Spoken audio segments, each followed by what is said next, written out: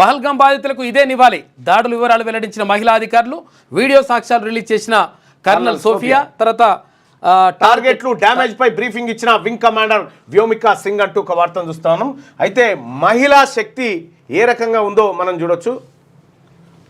सुप्रभात देवियों और सज्जनों, मैं कर्नल सोफिया అన్న ఒక్క నిమిషం నాకు పంపించిందట.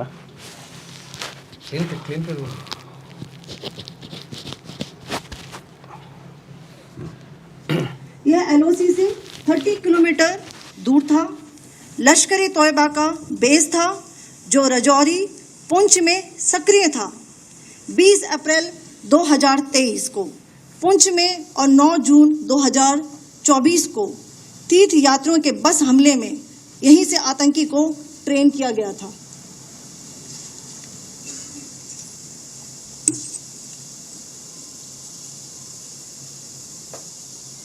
అది స్థావరం. बरनाला कैंप बिम्बर ये एलओसी से 9 किलोमीटर दूर है. यहाँ पर हथियार हैंडलिंग, आईडी व जंगल सर्वाइवल का प्रशिक्षण केंद्र था. अब्बास कैंप कोटली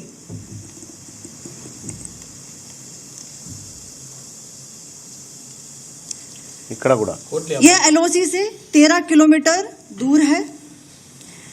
लश्कर-ए तोयबा का फिदाइन यहाँ तैयार होता था. इसकी कैपेसिटी 15 टेररिस्ट को ट्रेन करने की थी. దాన్ని కూడా వేల్ చేశారు.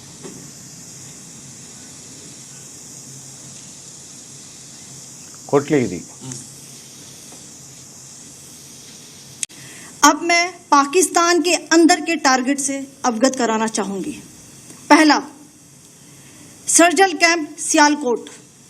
సియాల్కోట్లో यह अंतर्राष्ट्रीय सीमा से 6 किलोमीटर की दूरी पर है, सांबा कटवा के सामने. ఇదొక టార్గెట్ ని వేసేసారు. సియాల్కోట్.